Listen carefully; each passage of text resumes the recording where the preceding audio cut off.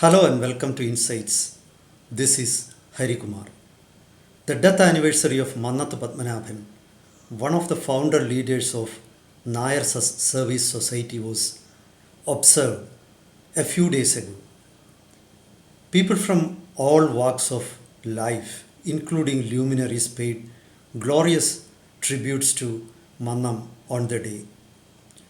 The mouthpiece of CPIM in Kerala, Deshabhimani, also published an article on Mannam on the day. While the article praised the contribution of Mannath Padmanabhan towards social reforms in Kerala, it had oblique criticisms. It portrayed Mannath Padmanabhan as a regressive person and criticized or alleged that the role of Mannam as the leader of liberation struggle or Vimochana Samaram cast a shadow on his reputation. The Nayar Service Society was quick to rebut the charges. NSS General Secretary Sukumaran Nair said, right from 1950s, CPIM has been trying to portray Mannath Padmanabhan as a communal person. He said Mannam participated, or Mannam's leadership in liberation struggle was to protect democracy of Kerala and not to destroy democracy as alleged by Communist Party. So this controversy brings back memories of liberation struggle. What was liberation struggle? Many of us have forgotten the liberation struggle, which was actually a turning point in the history of Kerala. Kerala was formed in 1956, and in the first general elections held in 1957, a communist government was voted to power under the leadership of EMS Namboodiripad. And that was the first time in India and perhaps in the world that a communist government came to power through ballot. And in 1957, the communist government initiated certain reforms or actions based on their ideology. You need to remember that Communist Party of 1957 was CPI. Then the party has not split into CPM and CPI. That happened later in 1964. So the United Communist Party stuck to some of its ideologies, and it brought a bill named Education Reforms Bill in 1957.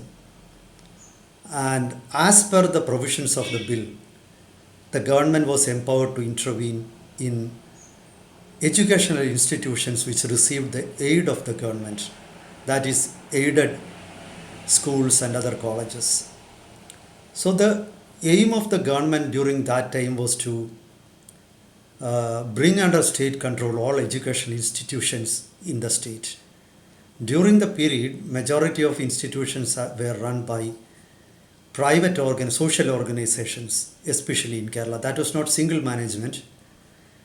Majority of the private institutions were owned by churches and some organizations of Muslims, NSS and SNDP. So those organizations, especially the NSS and the Syro Malabar Church, were anxious and apprehensive of the reforms. There was general unrest in the society also. Many people don't remember that the EMS government of 1957 was one of the most repressive regimes in Kerala. There were several police firings during the period of EMS government. You look at the right from the one happened in Pulluvula in Thiruvananthapuram, when Glory, a pregnant woman, was killed in police firing. Then there was the police firing at Chandanathopu in Kollam against cashew workers. It could be ironical that cashew workers, because Communist Party was said to represent workers, and there was a police firing against cashew workers in which a few people were killed. Again, there was another police firing in Angamali where 4 or 5 people were killed. So the regime was actually very repressive, and party actually played a very key role in policing also. So at those period there have been many newspaper reports that there was cell rule in Kerala because party cells used to control police stations. So that was the general atmosphere. The opponents of Communist Party, that is the Congress and PSP, Praja Socialist Party, there was a party by that name during the period. So all those had created an unrest in the society, and the liberation struggle was against those unrest. Some of the police firings happened during the liberation struggle. However, the CPM never tried to settle things peacefully. The liberation struggle was led by Mannath Padmanabhan, and those organizations that participated in it included Congress, the Syro Malabar Church, and the Muslim League. So actually, if we look back, it was the liberation struggle that healed the communal division in Kerala, that healed the communal division sparked by 1921 riots in Malabar. So you need to think about liberation struggle against that backdrop. Unfortunately, the Congress which participated in liberation struggle and gained the benefits of liberation struggle later disowned the struggle. That was one of the ironies of liberation struggle. After liberation struggle, it was Indira Gandhi who visited Kerala and recommended dismissal of the government. The then governor also recommended that, and later on Jawaharlal Nehru, who was the Prime Minister of India, dismissed the EMS government. The popularity of liberation struggle was evident in the elections held later in 1960 when Communist Party was decimated in Kerala.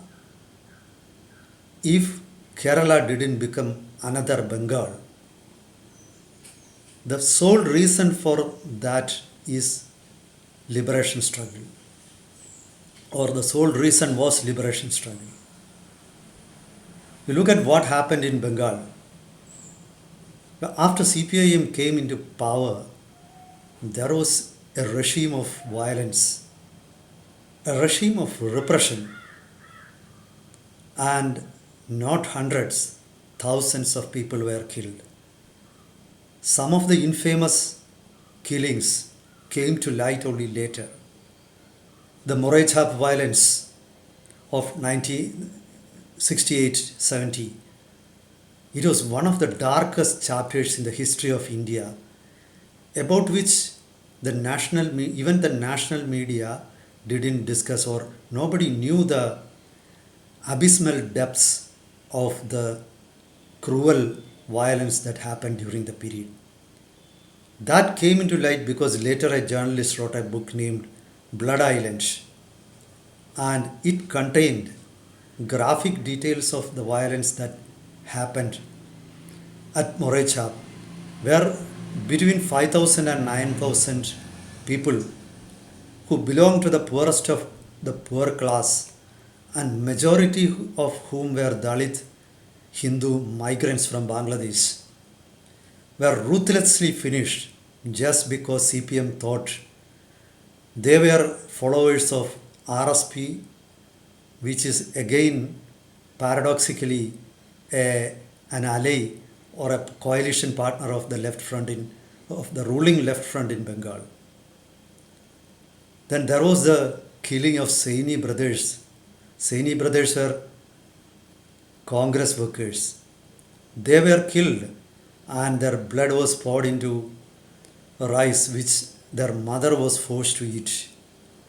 In 1982, the violence against Anandamargi saints and of the latest in that carnage, the serial killings, was the Nandigram violence. So that is these are all live in there in our memory. And it was a retaliation to CPIM violence in Bengal that the Trinamool Congress led by Mamata Banerjee came to power. And unfortunately, Mamata also follows the same revenge and retribution practiced by CPIM against Congress. If such serial killings didn't happen in Kerala, one has to give the credit to liberation struggle. And if Mannath Padmanabhan led the liberation struggle, actually he needs to be congratulated for that and not criticized. And unfortunately, the Congress, which is not sure of its political positions now, has disowned their own actions in the past. And this is a very sad thing that they disowned what they did earlier. So, in the name of correcting themselves, because of desperation through which Congress is passing through at present, they disowned the liberation struggle. And again, when it comes to the Syro Malabar Church, which played a crucial role in liberation struggle, they also don't say about it now because they have patched up some of their differences with CPIM because of the fear that the Bharatiya Janata Party is a greater evil. And of course, the Syro Malabar Church has realized some of their mistakes of late. However, all those factors have emboldened the CPIM to criticize the liberation struggle, and their antipathy towards liberation struggle could be understood because that prevented CPIM from gaining a firm hold over Kerala. And that was what prevented the hegemony of CPIM or communist hegemony from becoming a reality in Kerala. And if you look at the role played by Mannath Padmanabhan as a social reformer, we find that even before the communists thought about social reforms, even before the communists thought about progress, the Nair Service Society leader Mannath Padmanabhan implemented it. That time there was no communist movement. In 1924, when Vaikam Satyagraha was held for allowing people from depressed classes entry on the roads surrounding Vaikam temple, Mannath Padmanabhan led a rally or a march of forward cars from there in Vaikam to Thiruvananthapuram in support of the demand of backward communities. The role of Savarna Jatha, the march was called like that, had been hailed by none less than Sri Narayana Guru. And again during Guruvayur Satyagraha, and again in all the struggles or protests in Kerala against caste discrimination, Mannath Padmanabhan led in the front. He was not just supporting, he was a leader. He was on the forefront of all the agitations. He practiced it at his home also. Once he invited a person from scheduled caste to his own family, where his mother served food to him and washed the dishes in which that man partook food. In present times, it's not a great thing nowadays, but those were times when caste discriminations existed in Kerala. And it was not under the pressure of anyone that Mannath Padmanabhan did that. The fact is that the Communist Party was formed in Kerala only in 1939. By then, a fair degree of social equality had been achieved in Kerala, and Mannath Padmanabhan was one of the main reasons for that. The fact is that communist parties never played a role in it. Though they now claim they have now usurped that legacy. The fact has been hoodwinked, or the people have been hoodwinked.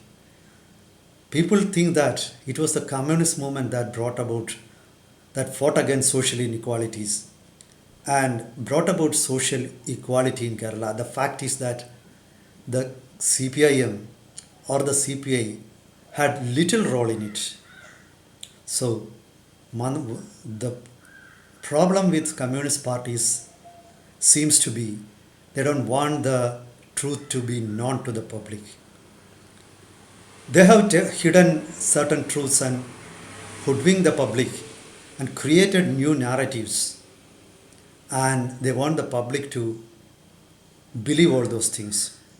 Those are lies, half lies, and partial truths.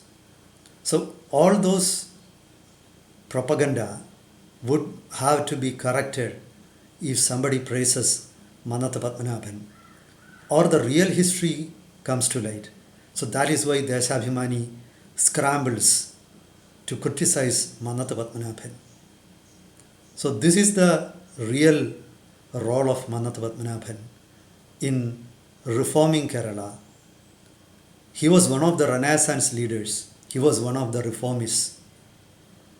He paved the way for a new era of Kerala. They were all builders of modern Kerala. Communists want to hide that. So, this is the truth. See you with another topic next time. Till then, goodbye.